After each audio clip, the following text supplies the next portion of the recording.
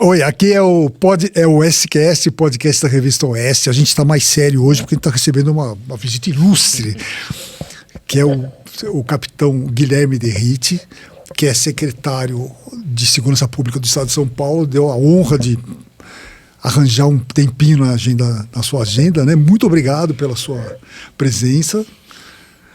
E estou aqui pela primeira vez com o Guilherme Lopes, que é repórter da Revista Oeste. Obrigado pelo convite. Imagina, cara, é um grande prazer. Capitão, tudo bem? Tudo bem, prazer estar aqui com vocês, parabéns pelo podcast.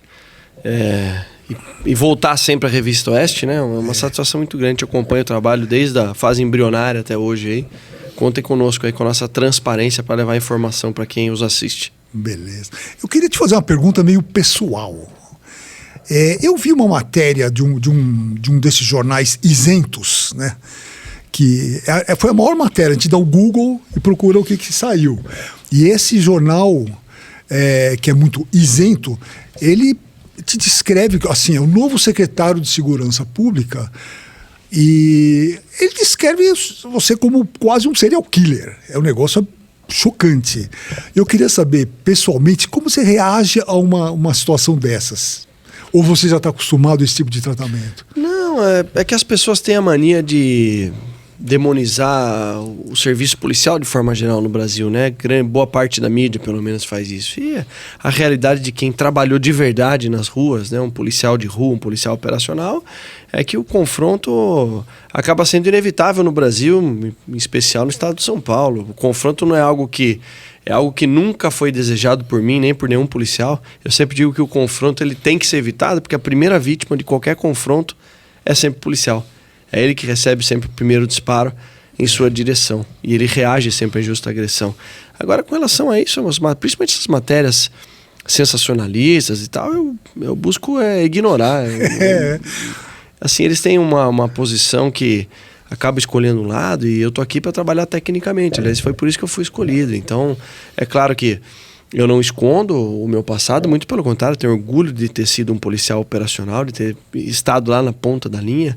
Aliás, é uma característica que acaba me tornando um pouco diferente dos que me antecederam, porque de fato vinha com uma tendência de colocar promotores de justiça, o último que me antecedeu um oficial das Forças Armadas e com o máximo respeito que eu tenho por todos aqueles que já ocuparam essa cadeira, mas policial, assim, talvez seja a primeira vez. Nós tivemos policiais que foram promotores depois e tal, que tinham uma experiência boa, mas alguém do quadro efetivo da polícia, acho que talvez eu tenha sido aí, exceto esses que depois foram para o Ministério Público, tenha sido o primeiro.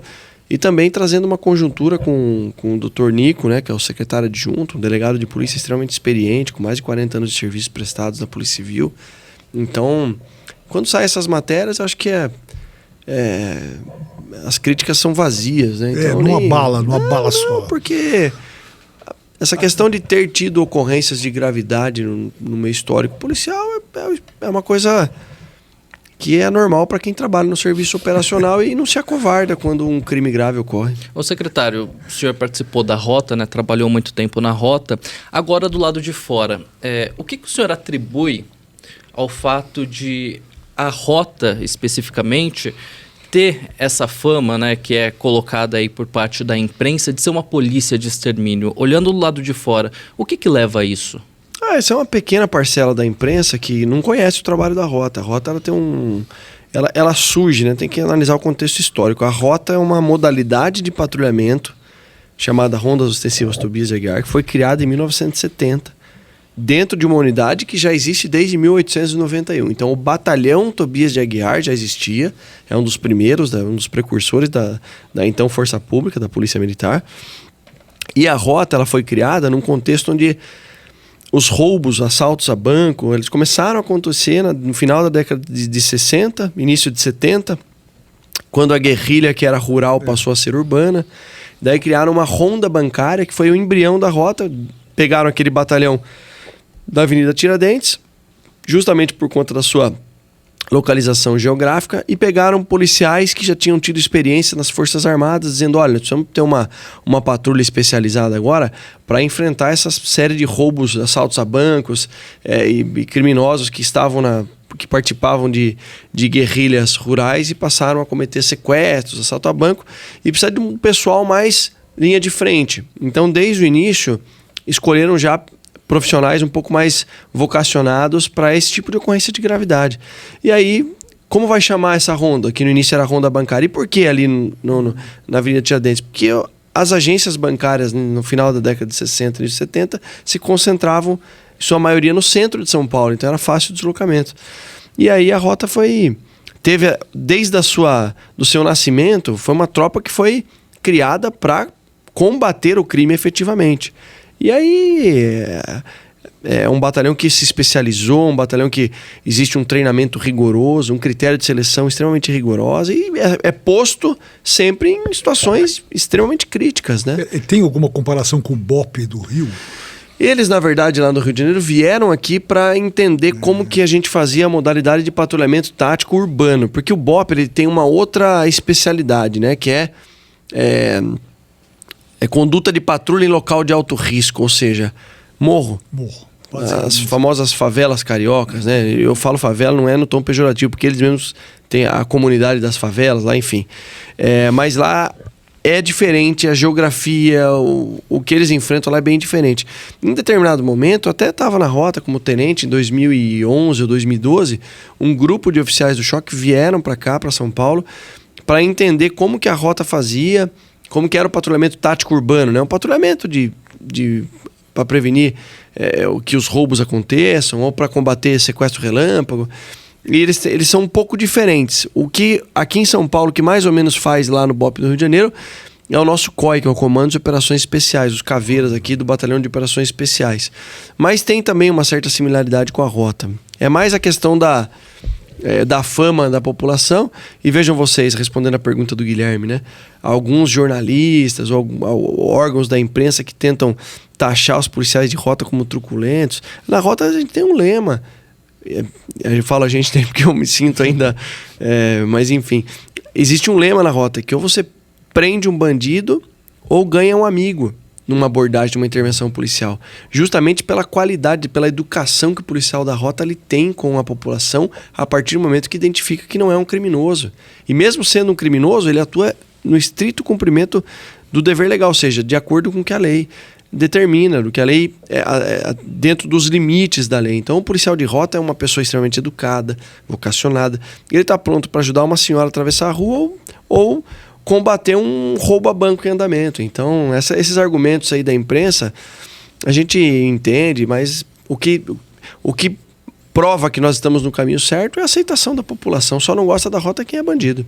Agora, secretário, em relação à administração, o senhor está assumindo uma secretaria que ficou aí a cargo do PSDB por quase 30 anos. O senhor mesmo citou a questão de secretários que passaram por lá, que talvez não tinham essa vivência do dia a dia, o que é a segurança pública do Estado. E existem muitas críticas ao longo dos últimos anos em relação à polícia, que foi deixada de lado. Uma coisa que a gente vê é em relação ao efetivo, tanto da Polícia Militar quanto da Polícia Civil. Qual que é a principal dificuldade em assumir uma secretaria com uma situação dessa, com esse quadro que a gente tem hoje no Estado? Nós temos uma situação crítica, né? Em termos de efetivo, é a maior crise da história da Secretaria de Segurança Pública, crise de efetivo nós estamos vivendo agora. A Polícia Civil está com um déficit de quase 33% de efetivo, quase um terço. Polícia Militar, quase 15%. Polícia Técnico-Científica, os peritos e médico-legistas, quase 25%. Então, é a maior crise de efetivo.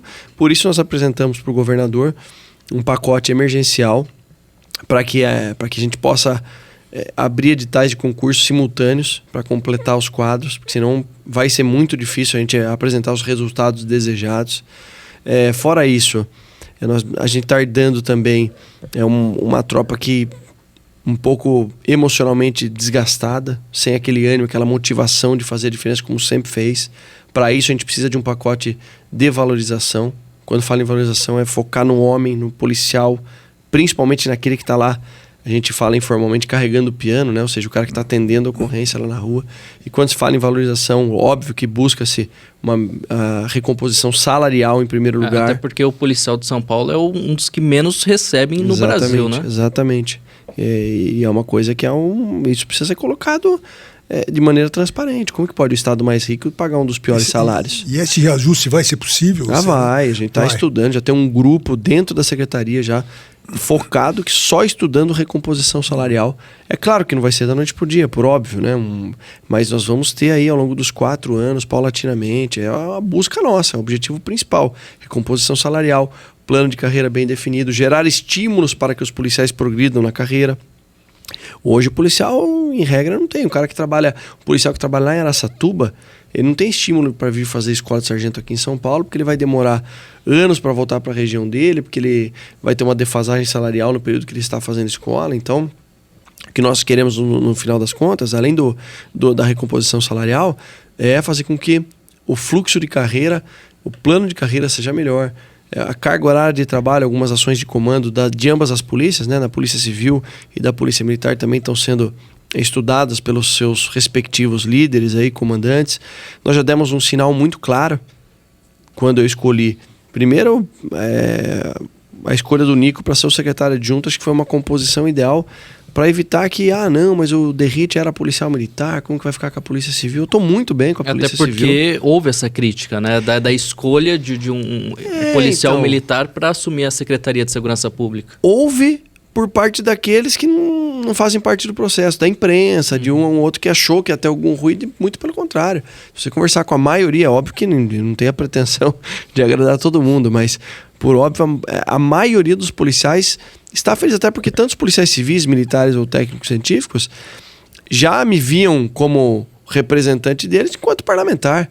Eu aprovei projetos importantes para todos os policiais do estado de São Paulo, aliás, todos do Brasil. O retorno do quinquênio, sexta parte, licença-prêmio que estava congelado durante a período da pandemia, os 19 meses da pandemia não estavam contando para efeito de adicionais temporais, né? Que é um direito que os policiais têm, na verdade todo funcionário público do estado aqui de São Paulo tem. E eu consegui retomar 19 meses do tempo de serviço deles, que estava sendo desprezado, não só dos policiais, mas dos profissionais da saúde e segurança pública que estavam na linha de frente aí durante o combate à pandemia. Então os policiais civis, militares já me enxergavam como alguém que os representava, pelo menos uma boa parte deles. Tanto é que eu fui o deputado da policial militar mais bem votado na última eleição. Eu saí de 119 mil votos para 239 mil, quase 240, 239,772. Como então, federal, né? De ser de estadual para federal. Não, né? Eu já era federal na Já era federal, tá. Mas na reeleição eu mais do que dobrei. Então não tinha essa visão de o Derrite policial militar. É claro que eu tenho uma imagem muito, muito ligada à Polícia Militar, à Rota, ao Corpo de Bombeiros, mas não teve por parte da Polícia Civil dificuldade nem dos coronéis, que também já me enxergavam como um parlamentar. E esse desafio grande aí de melhorar a condição do policial, porque no final das contas isso é um meio. Qual que é a finalidade? Melhorando a vida do policial, valorizando o policial, a gente vai melhorar a segurança pública da população, que é o nosso grande e principal objetivo. Agora, secretário, uma dúvida que sempre pega, e isso você vê que é uma dúvida generalizada. Por que a polícia foi tão desvalorizada nos últimos anos? O que aconteceu para essa redução de efetivo? Essa questão também da redução de investimentos na questão do policial militar, da polícia civil. O que houve? Por que disso? Eu não sei se foi uma estratégia, não sei se foi um desídio, não sei se olhavam para outras pastas que dão mais capital político, né? Eu sou político. E tenho orgulho de ser porque eu faço tudo com muita dedicação, com muito amor, do mesmo jeito que eu fazia quando estava na Polícia Militar e no Corpo de Bombeiros. Investir em segurança pública, infelizmente, gestores anteriores entendiam isso como despesa, e não é investimento na ponta da linha. Quando você tem uma população segura, é inadmissível a gente ter a quantidade de roubos de celulares que nós temos hoje em São Paulo, de furtos, de tráfico entorpecente, do jeito que acontece em cada esquina no estado. Então, a gente tem que combater o crime com uma mão pesada, claro, dentro dos limites da lei. Mas o criminoso tem que olhar para a polícia e tem que sentir medo, como era na década de 70, 80. Não estou falando que a gente vai voltar assim, ninguém está querendo regredir, mas a gente quer que a imagem da polícia faça com que a população tenha respeito e o bandido fique com medo. Mas tem uma questão que é bem polêmica, a gente já conversou aqui no programa, que é a questão das câmeras no uniforme. Eu queria saber qual é seu plano para isso. Olha, essa é uma questão que gerou polêmica na campanha, logo depois, na transição. Primeiro ponto, existem contratos vigentes, convênios, que eles vão ser cumpridos. Primeiro ponto, ninguém vai tirar, eu não vou tirar a câmera hoje. E eu dei uma entrevista falando que ia rever o programa, no rever no sentido de estudar o que pode ser melhorado. Já colocaram na mídia que eu ia retirar as câmeras. Aí um grupo de procuradores fez um documento, não tem nada disso, eu não vou retirar as câmeras, pelo menos por hora não é nossa intenção, pelo contrário, o que nós queremos sim é ampliar o uso das câmeras, mas mudar, aí que vem o segredo, a funcionalidade delas. Por quê? Porque ela foi instalada no peito do policial única e exclusivamente como uma ferramenta de controle, fiscalização e controle policial. Vigiar o policial, né? Como se ele fosse o criminoso ali da ação. Aliás, até o termo, percebam, letalidade policial. Não é letalidade policial, é letalidade criminal. Volto a dizer, falei já hoje aqui com vocês, o policial é sempre a primeira vítima do confronto. Não, fiscalização e controle. Tem a sua eficácia, sim, mas não somente isso. O que nós queremos é ampliar a funcionalidade, fazer com que a câmera do policial possa ter um software de inteligência, não desse convênio porque não vai conseguir, mas nos próximos, de fazer leitura de placas para recuperar carro roubado, para prender criminosos que estejam dirigindo uma moto furtada. A gente quer, dentro dos limites da lei também, e do banco de foragidos, de procurados, que possa fazer o reconhecimento facial, a câmera. Até porque a tecnologia está aí, é algo que não tem como ficar fora dela, né? Exato. Isso aí e a câmera foi implantada na polícia única e exclusivamente como ferramenta de fiscalização e controle que nós queremos fazer. Olha, tá aqui, ok. É válida essa intenção? Sim. É importante? Sim, claro que é. Transparência do serviço público. Porém, vamos colocar aqui agora uma funcionalidade operacional. Vamos ajudar a recuperar carro, prender bandido procurado. É isso que a gente quer. Aplicar e utilizar a telemetria, a geolocalização de policiais, por exemplo, policiais ambientais que tem uma vasta área de atuação. Às vezes entram mata dentro, 2 policiais, você não sabe onde realmente eles estão, se num eventual apoio. Ou seja, uma ferramenta operacional, uma ferramenta de proteção e segurança para o policial. É isso que a gente vai fazer pela experiência policial que nós temos, acoplar uma nova funcionalidade. Tudo isso dentro de um guarda-chuva, que esse é o maior trunfo, que será o maior trunfo da nossa gestão, que é o Centro Integrado de Comando e Controle. Faço o convite para vocês da Revista Oeste para ir lá conhecer. Fica ali ao lado da Rota, na Jorge Miranda. É um órgão da Secretaria de Segurança Pública que lá nós vamos instalar a Muralha Paulista. Lá tem 19 agências ali atuando. Que funcionam 24 horas. Polícia Militar, Corpo de Bombeiros, Polícia Civil, Polícia Técnico-Científica. É um centro integrado de comando e controle para qualquer tipo de ocorrência, de emergência. E nós queremos conveniar os municípios conosco para que as boas iniciativas que já existem em cidades que têm o chamado cinturão eletrônico, elas sejam conectadas com o órgão estadual. Porque você tem São José dos Campos, uma excelente iniciativa. Câmeras instaladas, software de inteligência, leitura de placa. Só que saiu de São José, foi para Jacareí e já não tem o mesmo desenvolvimento. E o que aconteceu com essas cidades inteligentes, né? Reduziu o índice criminal dela, só que na cidade vizinha aumentou. Porque o criminoso ele fala, aqui não dá para eu roubar, vou na outra do lado. Nós queremos conveniar com essas cidades que já possuem esses centros integrados, regionalizados, integrá-los todos os sistemas de monitoramento, de câmera, de radares inteligentes dos municípios, integrados com a Muralha Paulista. E aí a gente passar em tempo real a acompanhar. Porque se o crime acontecer em Indaiatuba e ele pegar Santos Dumont sentido Sorocaba, o efetivo de Sorocaba já vai estar esperando o criminoso com carro roubado, com uma carga, com uma denúncia. Porque hoje, de fato, no município, a informação fica no município. Não tem ninguém fazendo a gestão de uma crise maior. E eu estou preocupado com os 4 cantos do estado de São Paulo. E outra coisa, que já é marca da nossa gestão, integração entre as forças de segurança. Tem que parar com essa questão corporativista de polícia militar, polícia civil, guarda municipal tem que estar junto conosco.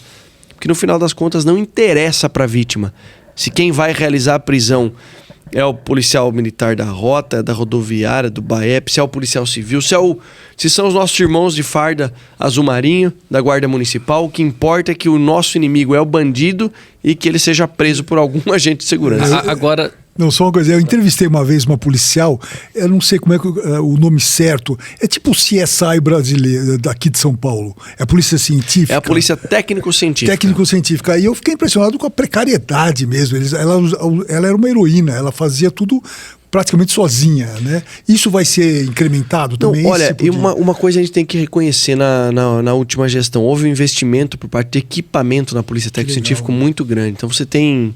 assim, ferramentas que foram adquiridas, equipamentos internacionais. O que a gente precisa é ampliar, continuar, porque tecnologia é algo que muda muito, evolui muito rapidamente. Continuar acompanhando a evolução tecnológica e investir no ser humano, contratar mais gente. Esse é o principal. Agora, secretário, o senhor falou em prender bandido, né? O que a população, claro, espera. Só que a gente tem um grande problema em relação à justiça. Muitas vezes o bandido que é preso por furto, por certos tipos de crime, em menos de uma semana está na rua. Muitas vezes, quando ele é detido por um policial militar, é levado à delegacia, às vezes o bandido consegue sair antes mesmo do policial que está lá registrando a ocorrência. Como equacionar isso hoje em dia? Esse é o que eu sempre defendi, né? A reforma do sistema de justiça criminal do Brasil, né? Que passa prioritariamente pelo Congresso Nacional. Enquanto deputado, eu não estou aqui transferindo responsabilidade, só vou contextualizar, tá? Enquanto deputado, eu lutei muito para passar um projeto de lei e conseguir aprovar na Câmara que previa, e nós conseguimos aprovar, o fim das saídas temporárias de presos no Brasil. Uma votação assim histórica, 311 votos favoráveis. E por que isso? Esse é um dos pontos que gera uma impunidade muito grande. Saída temporária de preso. Tem a questão da moralidade, né? Daqueles que eventualmente matou o próprio pai, liberado no Dia dos Pais.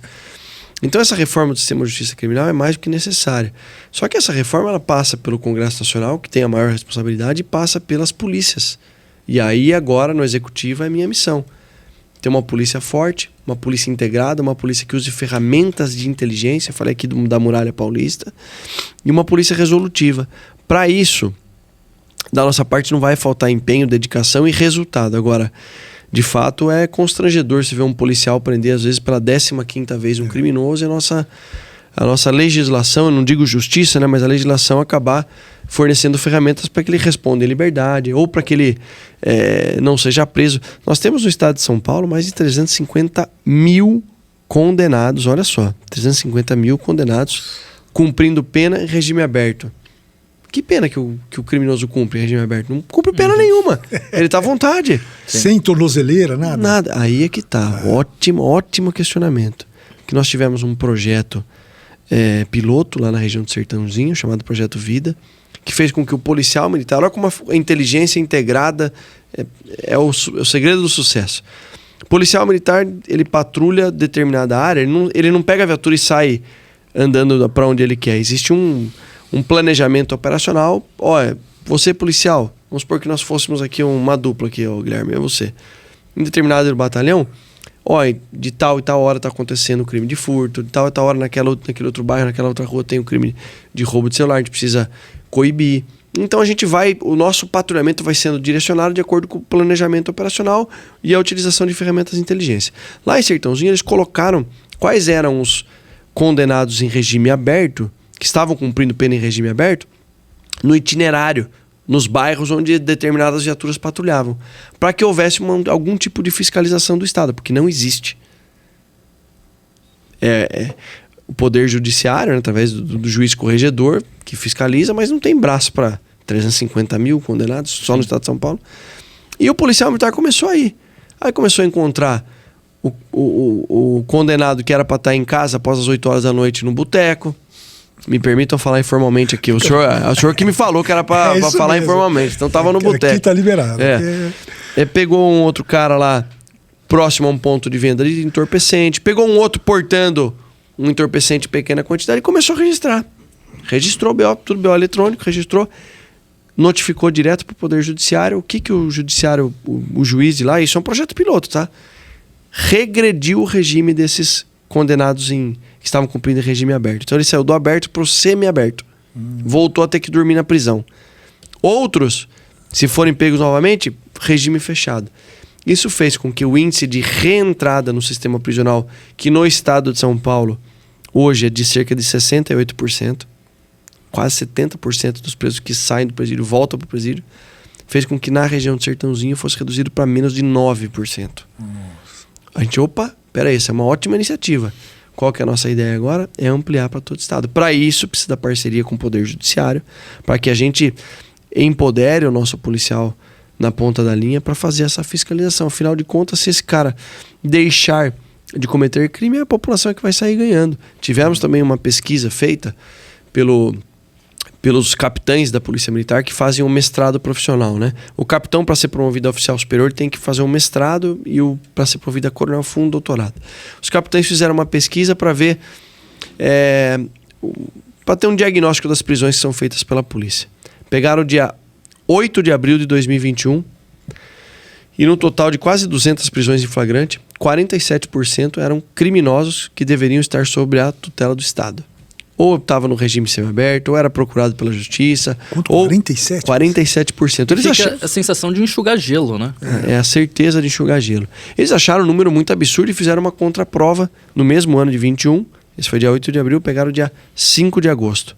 Para ver se... Porque eles acharam um número muito alto. E daí, de um total de mais de 200 prisões em flagrante, 50% dos presos pela polícia é retrabalho. Eram pessoas que deveriam estar sob a tutela do Estado. Então, sistema de justiça criminal, todos os atores aí têm que ser chamados para que juntos possamos entregar a melhor segurança pública para a população paulista. Ministério Público, Poder Judiciário, Polícia Militar, Polícia Civil, Polícia Técnico-Científica. E eu, dentro da minha pasta, estou conseguindo realizar uma boa integração, até porque na escolha dos atuais comandantes, comandante-geral da PM, Coronel Cássio, é um oficial com mais de 14 anos servidos na rota, como tenente, capitão e major. Comandou a Baixada Santista, que é uma região extremamente nevrálgica para nós aqui em São Paulo. Extremamente operacional, curso do GAT, instrutor de tiro.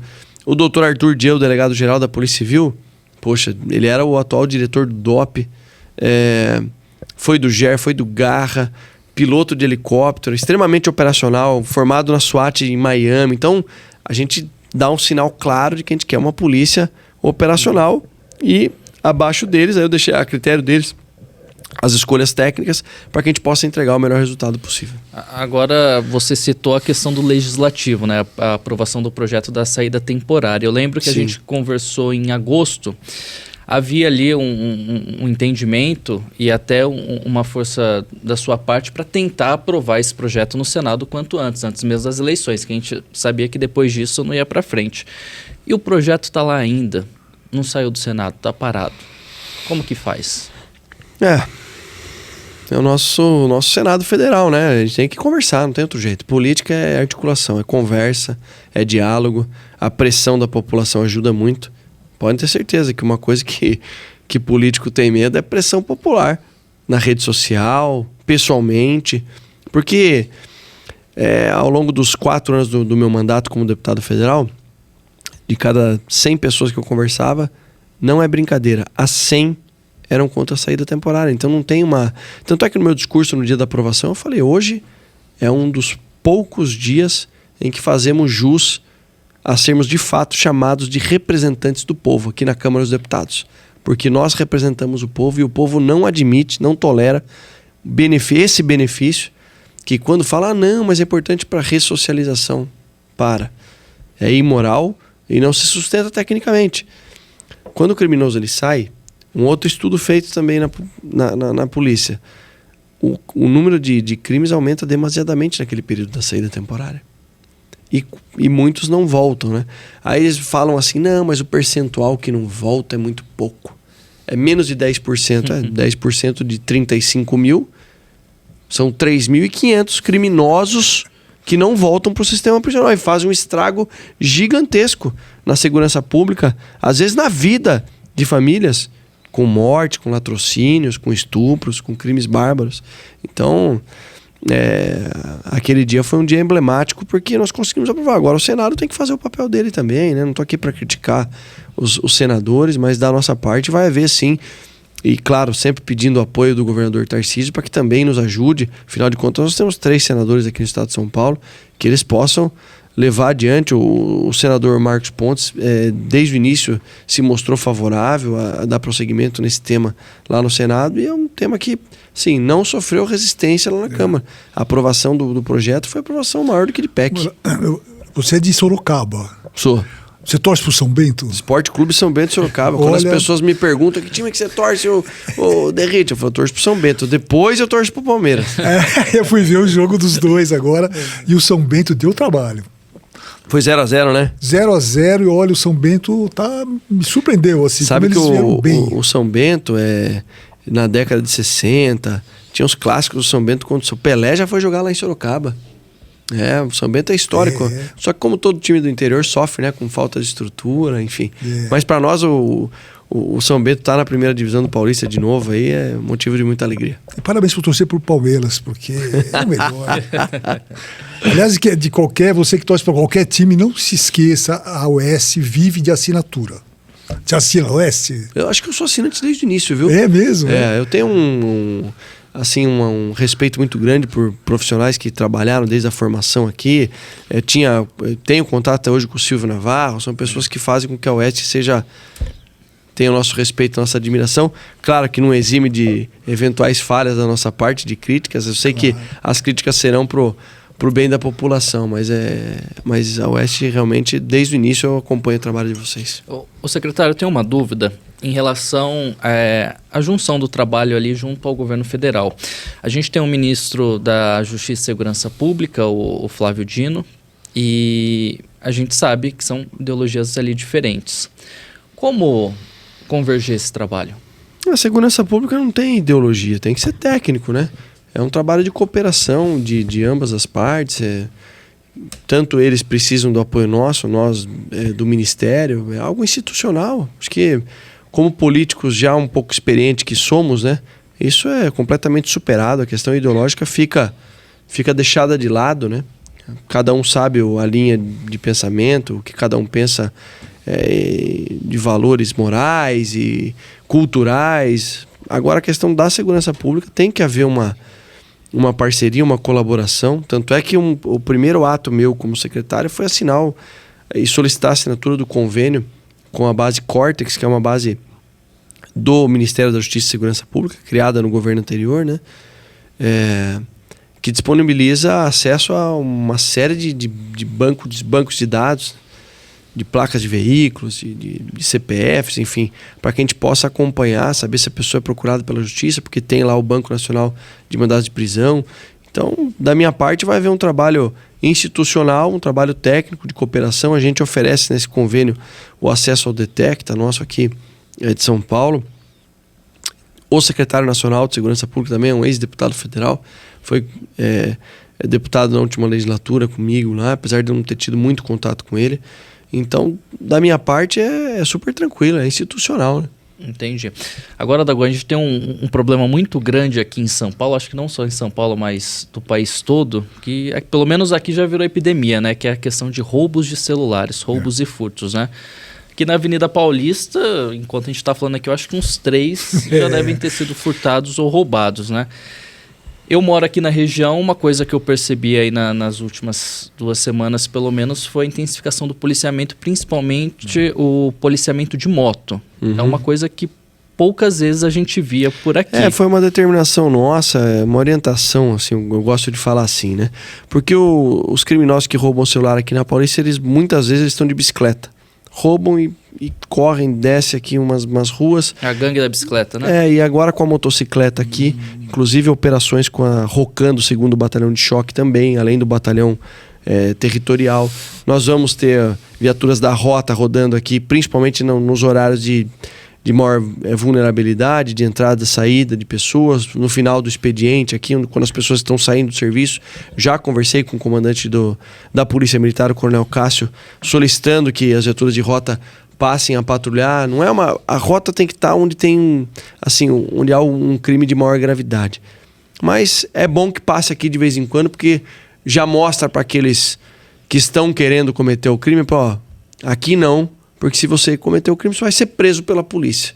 Então, patrulhamento de motocicletas desde o início do ano, apoio da Rocan do 2º Choque, também é motocicleta, mas é um batalhão de choque, e um patrulhamento ostensivo aqui, de forma a se fazer presente, se mostrar presente da rota, eu tenho certeza que vai coibir e muito a ação desses criminosos que roubam celulares. Porque a mesma tecnologia que ajuda a polícia é a tecnologia que a gente depende, que a gente usa, mas que para o bandido é uma forma ali de ter acesso ao dinheiro. Por exemplo, por meio do Pix, né? Que é o que atrai muito por causa dos celulares. Sim.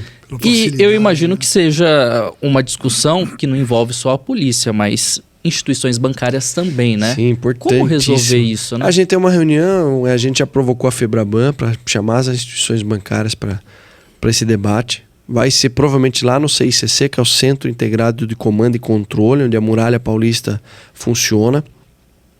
Nós queremos saber transferências via Pix, definir qual é a rotina para que as forças de segurança sejam cientificadas. São 2 transferências, vai estipular um valor. O Pix veio para ficar e veio para ajudar a população. Acho que foi uma baita de uma ferramenta. Só que o crime se atualizou e está utilizando isso para cometer crimes e os sequestros, o famoso Pix. Cabe a nós agora chamarmos os agentes envolvidos e também alertar a população, Guilherme. Não sei se o Dagomir sabe, mas 70% dos casos de sequestro e Pix se dão porque a vítima se coloca numa situação de vulnerabilidade através de aplicativos de relacionamento. Nossa, é mesmo? 70%. Como são os o cara detalhes, vai, ele marca lá um encontro, achando que vai encontrar com uma moça, ou a moça vai encontrar com um cara que ela viu as fotos, chega lá na hora, é um criminoso. Que abre o celular, agora transfere via Pix. Gente, eu tô falando de 70% dos casos, não é... Eu não tô falando de 15%, 20%, isso é muito não. importante, cada um tem que cuidar da sua segurança. Não pode só... e não é questão de você jogar responsabilidade para a pessoa falar, porque você tá no aplicativo de relacionamento, né? É a questão da pessoa ter o discernimento e saber que o crime ele pode acontecer em qualquer lugar, nesse de qualquer caso forma. aí, a gente tem que orientar a população. É que nem um celular, todo mundo tem uma verificação em segunda etapa, faz uma segunda etapa, faz uma chamada de vídeo, sei lá, inventa alguma coisa para você evitar de se colocar na mão. Porque uma pessoa que faz um sequestro desse pode tirar a vida da pessoa, pode cometer um estupro, um crime muito mais grave. Então, orientar a população a tomar cuidado, mas sem ser eximida a responsabilidade. Eu não estou aqui querendo transferir a responsabilidade para a vítima, não.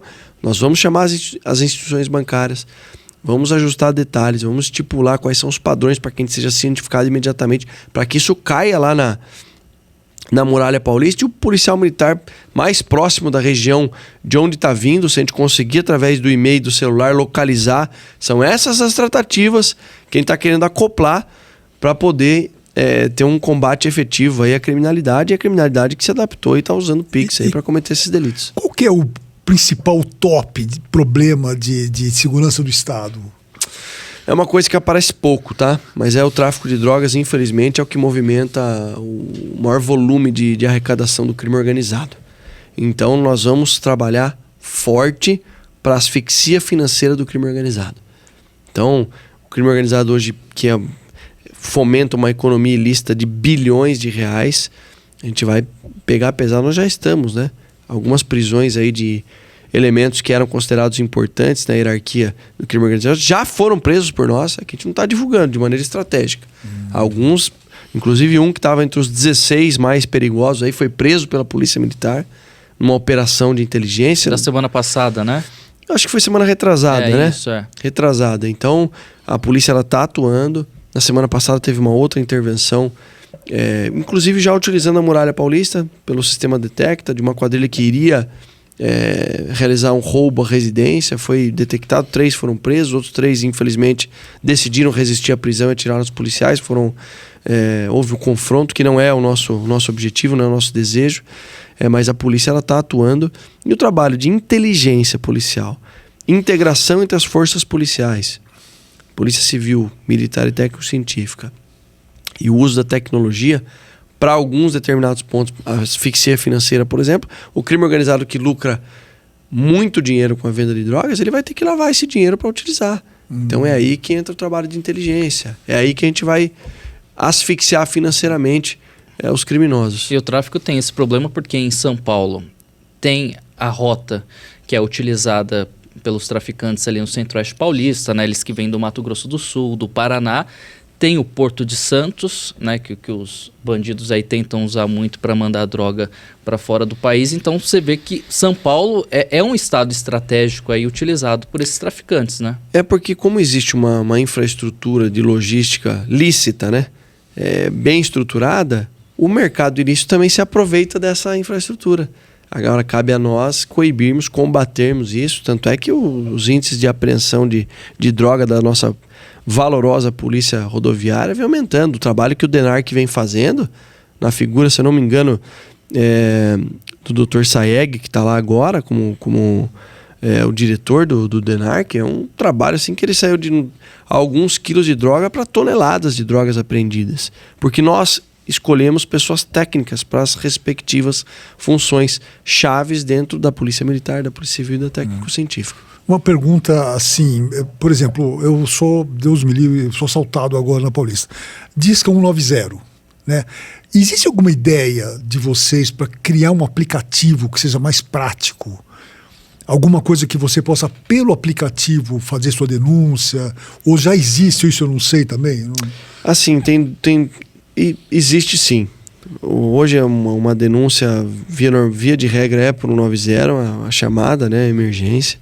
Tem alguns aplicativos que já existem, por exemplo, no combate à violência contra a mulher, existe o SOS Mulher, mas que precisa melhorar um pouco mais, precisa aprimorar. Mas, por exemplo, uma denúncia anônima, nós estamos estudando a viabilidade do 181, que é o disque denúncia da pessoa liga e passa detalhes, para que isso seja transformado na nuvem ou através de eu pensei no aplicativo, mas a gente que tem um pouco de experiência policial fica pensando, o criminoso na periferia ou em qualquer outro lugar que abordar alguém e ver que tem lá um aplicativo de denúncia da PM pode acabar tomando uma atitude contra essa pessoa. De repente a gente criar um link para que a pessoa possa abastecer com fotos. Tudo isso está sendo estruturado e estudado por nós lá. Agora a questão do 90, via de regra, é o mais rápido, né? É o mais rápido. A pessoa liga, tem um atendente preparado lá que recebe, só a central de operações da Polícia Militar, tem dia que recebe mais de 50 mil ligações por dia. E tem gente suficiente para atender? Tem, da central tem. Às vezes o que está faltando é o policial na rua, né? Porque daí acumula a ocorrência. Agora a ocorrência de gravidade sempre entra na frente, né? Passa à frente da fila para que a população seja atendida de acordo com a relevância aí, da situação. Situação que ela se encontra. Agora mudando um pouquinho de assunto, mas ainda dentro de segurança, secretário, tem um assunto que chama muito a atenção e é algo que até parece que virou patrimônio aqui da cidade de São Paulo e do estado, que é a Cracolândia, né? É bom ter lugar tocado do Brasil onde você fala de Cracolândia, todo mundo sabe que a gente está falando da capital paulista. O vice-prefeito, o Felício Ramute, né, que ele vice-governador. O vice-governador, desculpa, vai coordenar essa área. E ele nomeou, inclusive, um novo delegado ali para a região central. Um delegado, pelo que eu vi, que tem bastante experiência, estudou muito sobre a Cracolândia. Como que vai ser esse trabalho aí do vice-governador com o novo delegado e a sua pasta também? Olha, a nomeação do delegado para seccional centro foi uma escolha do delegado-geral, do Dr. Arthur Dian, que coincidiu do Dr. Jair Ortiz estar vindo lá de São José dos Campos. Então as pessoas acham que foi uma escolha pessoal do nosso vice-governador, mas foi uma escolha pessoal e técnica do delegado-geral. O Dr. Jair Ortiz, ele estuda a Cracolândia desde 2015, já foi visitar Frankfurt, Viena, Amsterdã, que eram cidades que tinham problemas parecidos com a Cracolândia aqui de São Paulo, e implementando e trazendo soluções que deram certo lá.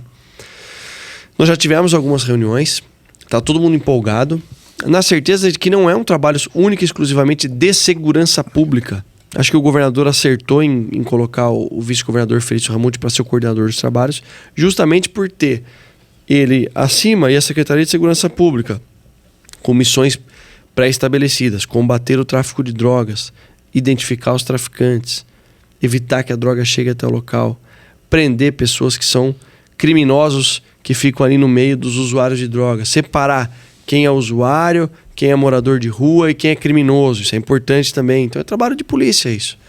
Em outra oportunidade, e aí trabalhando simultaneamente e em conjunto, você ter assistência social, buscando vagas para recuperação daqueles que são drogados, ok? Buscando vaga para aqueles que são moradores de rua. Percebam que são fluxogramas diferentes, né? E você tem a Secretaria de Saúde também com missões pré-definidas aí para ajudar naqueles que são dependentes químicos. trazer o Ministério Público e o Poder Judiciário para dentro desse debate, e mais do que debate, para dentro desse teatro de operações aqui, para que eles possam também colaborar, para que a gente possa, de fato, acabar com essa situação caótica que a gente vive aqui, que é da Cracolândia. É uma situação prioritária para o governo de São Paulo, o governador Tarcísio tem falado isso, e creio que talvez seja uma das poucas vezes, se não a primeira, em que todos que estão envolvidos querem, de fato, dar uma solução para esse grave problema. Então, a Cracolândia vai acabar, a gente pode... a gente vai trabalhar para isso, vamos trabalhar para isso. Também tem a parceria e o trabalho conjunto com o município, que também tem seu grau de responsabilidade, afinal de contas, uso e ocupação do solo é constitucionalmente responsabilidade do município. A gente vai trabalhar muito para isso, mas muito. Secretário, a gente sabe que seu trabalho é moleza, é só cuidar da segurança pública do Estado de São Paulo, seu tempo é valioso, a gente agradece muito a sua presença, a gente sabe que não é fácil arrumar um tempinho, e em nome da Revista Oeste, a gente agradece muito seus esclarecimentos, viu? Muito obrigado mesmo, obrigado ao Guilherme Lopes aqui pela estreia aqui, né? Eu que agradeço. Imagina. Não, eu que agradeço vocês a oportunidade, espero voltar mais vezes para a gente utilizar como ferramenta de transparência do nosso trabalho e em breve já dar prosseguimento e continuidade nos ótimos resultados que a gente já vem apresentando nesse início de trabalho de governo. A população pode ter certeza que a gente vai trabalhar muito para, nesse período de 4 anos de gestão do governador Tarcísio, devolver a rua para os paulistas. Essa que é a verdade, porque o paulista, infelizmente, o crime ganhou muito espaço e a polícia ela foi tendo o seu trabalho assim um pouco minado. A gente vai empoderar o policial para que o policial possa ter o seu trabalho reconhecido, valorizado, que possa combater o crime, proteger as pessoas, combater o crime e devolver as ruas para os paulistas. Secretário, o convite está feito, as portas estão abertas, né? Aqui não é isento com aspas, aqui é sem aspas, aqui é isento mesmo. A hora que o senhor quiser vir, está convidado. Obrigado, gente. Um abraço a todos. Tá bom? E obrigado a você que nos acompanhou. Até a próxima. Roda a vinheta.